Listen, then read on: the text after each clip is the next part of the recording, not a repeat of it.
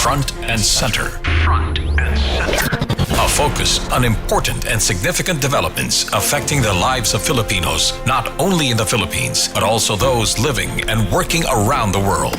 Join us in Front and Center. Here on Radyo Pilipinas World Service.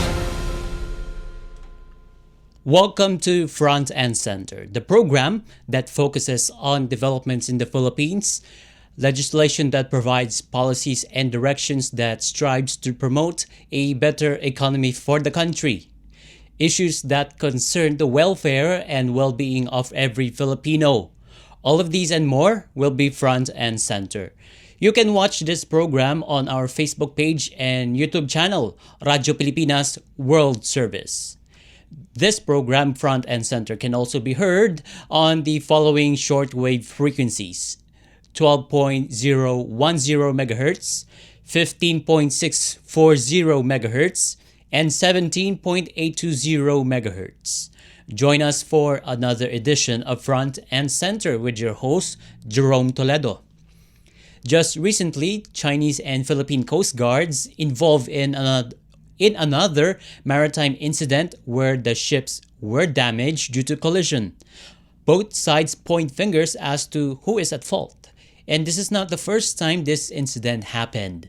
And last June 17th, the rotation and resupply mission of the Philippines in the disputed waters, particularly the West Philippine Sea, turned confrontational as crews of both Coast Guards figured in a brawl that led to the injury of a Filipino crew, confiscation of arms, and destruction of equipments.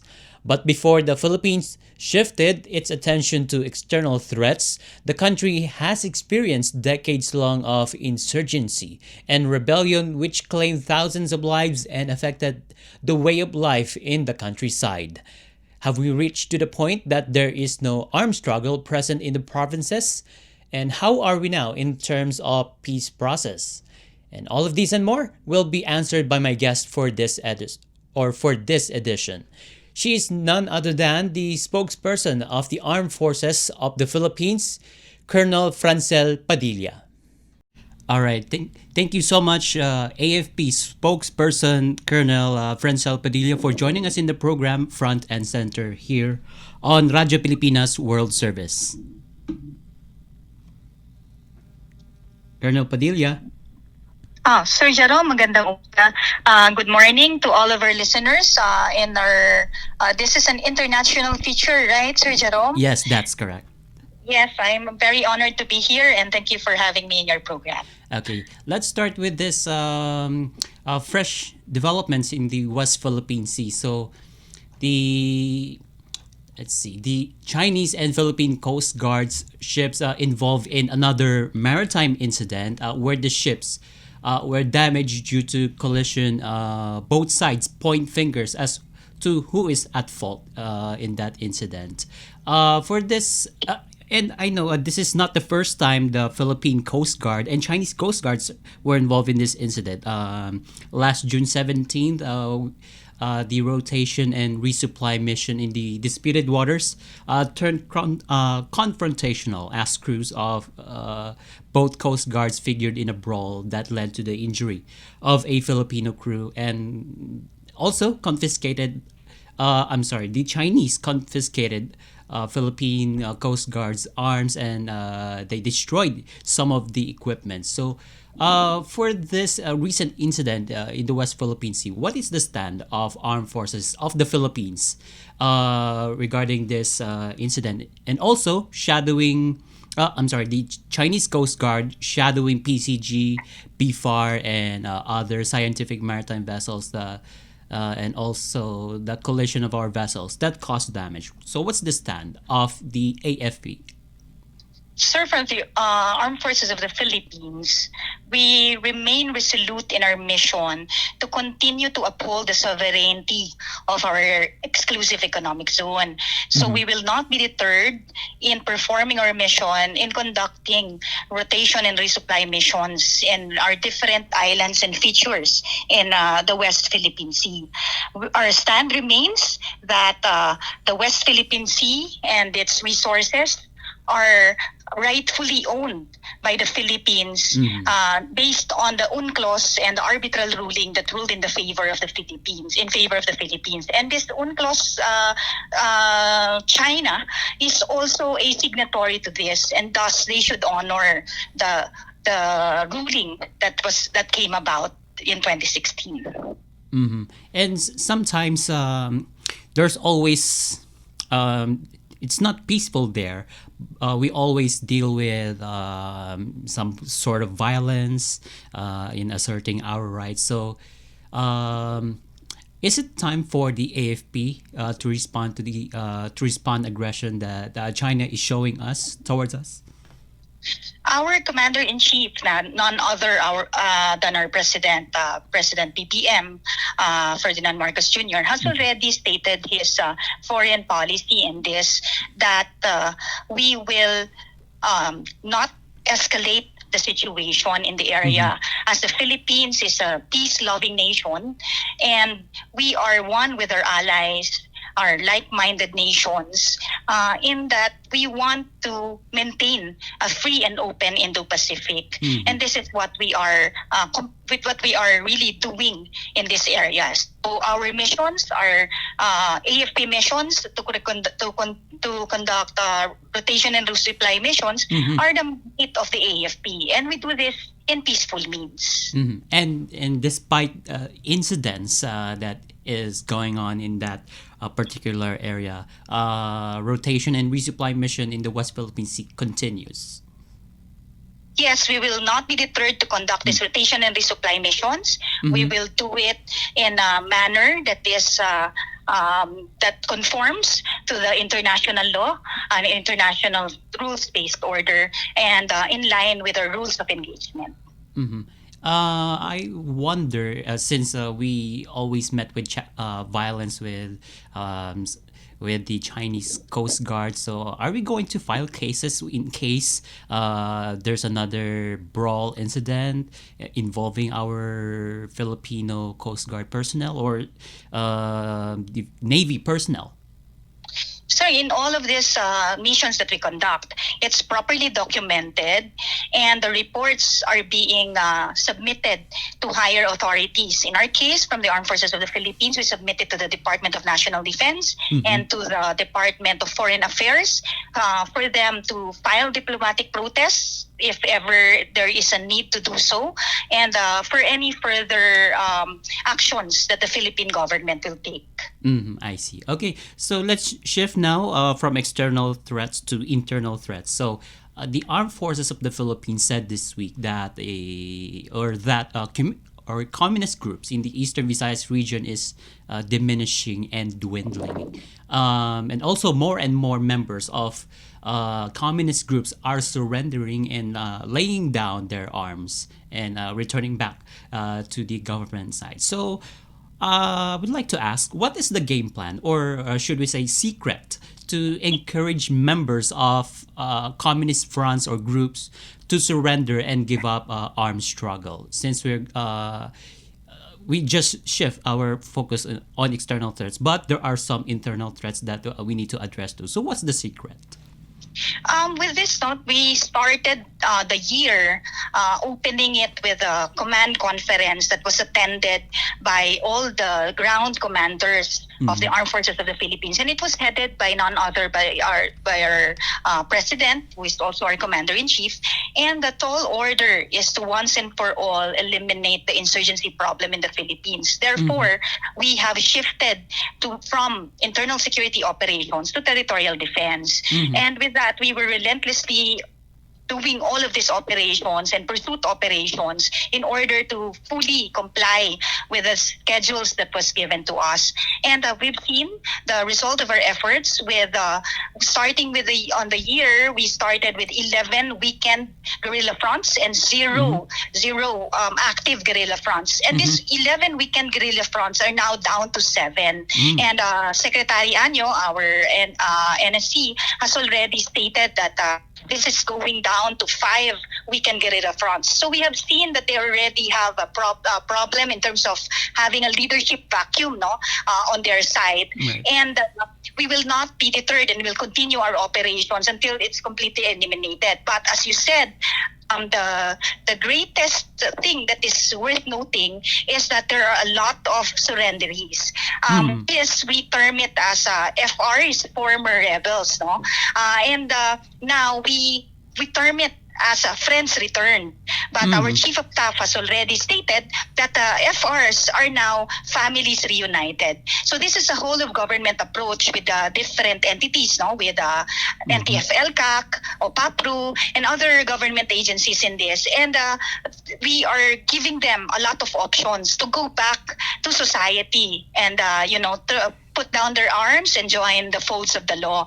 And with this, we are one, all of us as Filipinos, that we want to put down this internal security operations problem already and focus on territorial defense and be one as Filipinos in facing a greater challenge, which is the West Philippine Sea issue.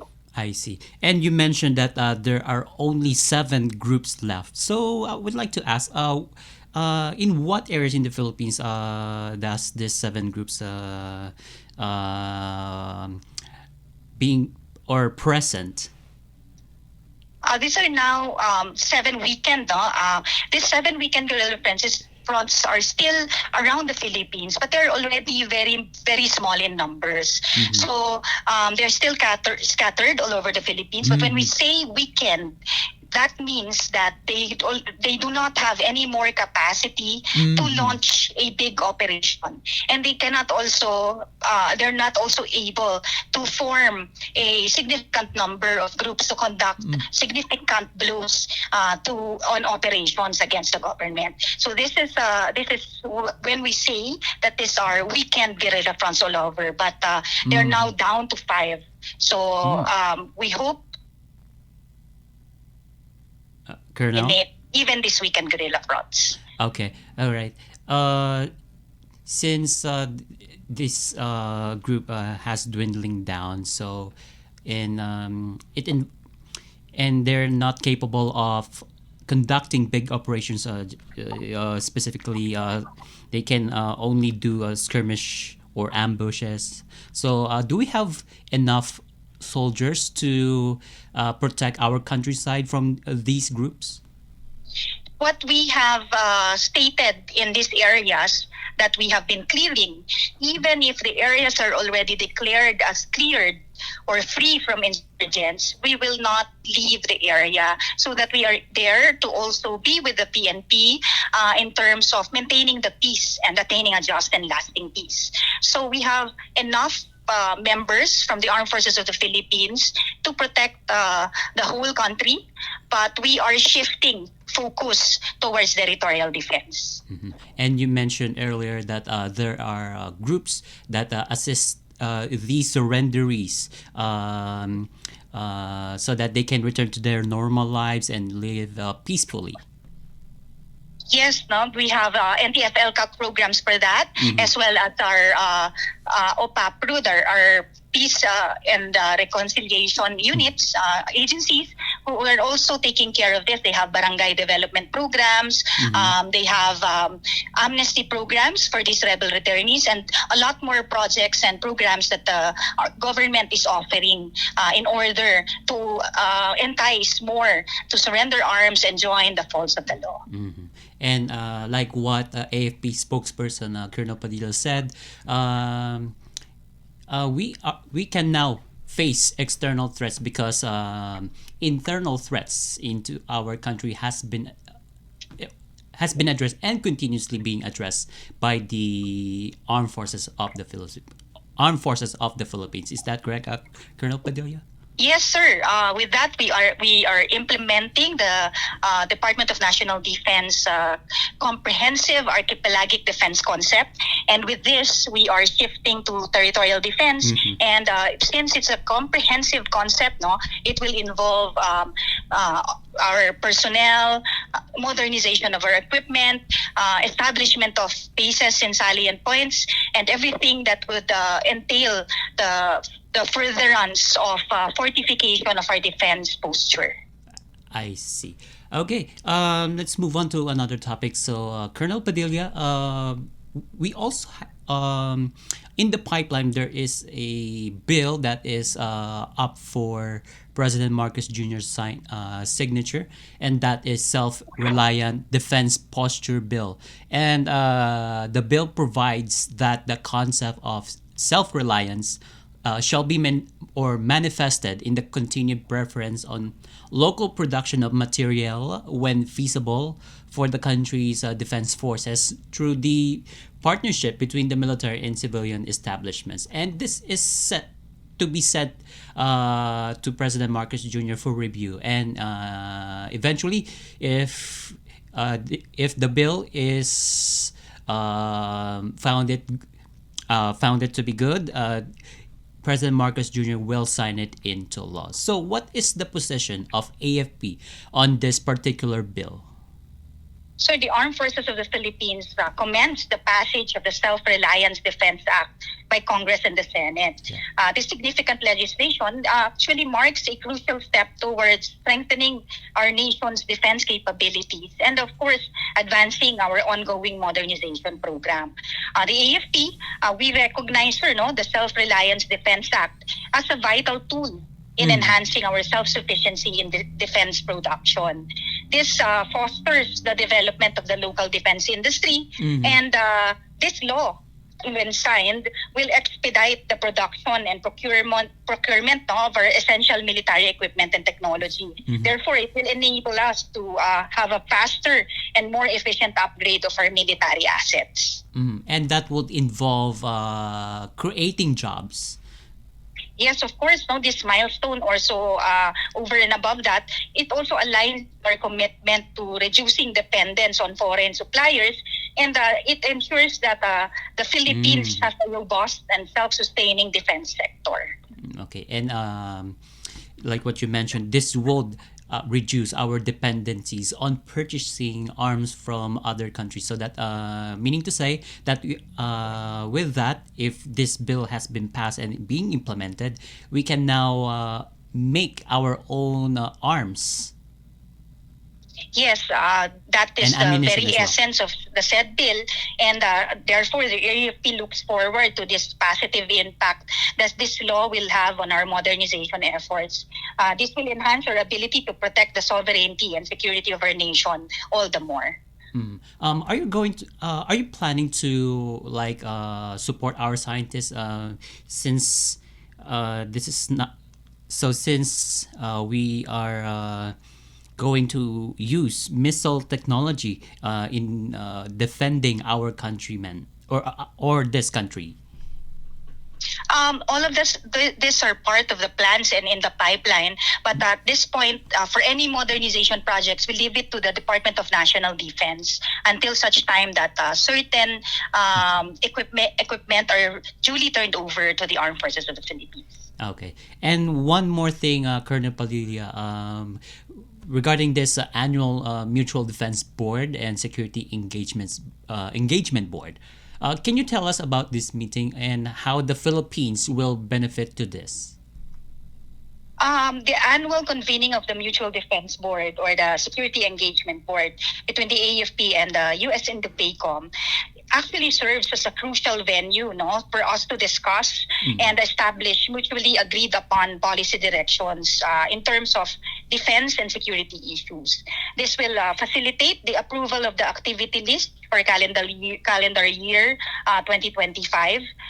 This one is a regular convening of the MDB SEP, and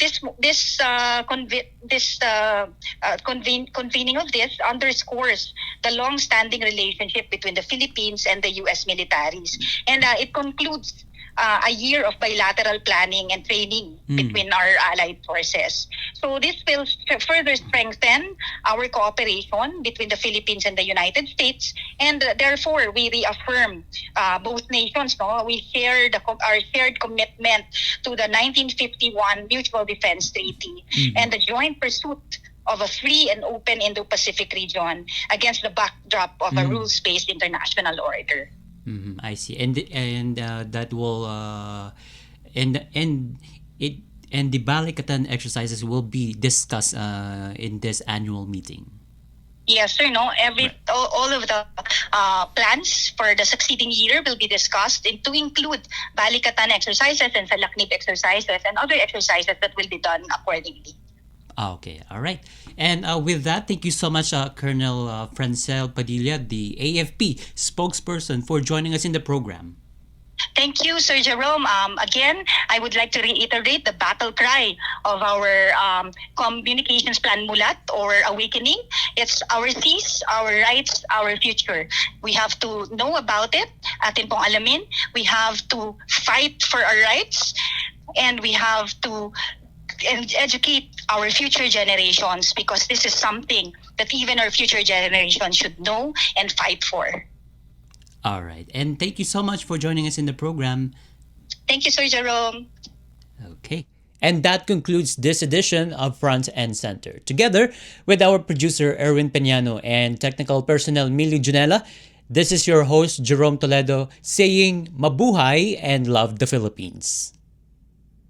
You have just heard and watched Front and Center. Front and Center. Join us again for another edition here on Radyo Pilipinas World Service. Front and Center.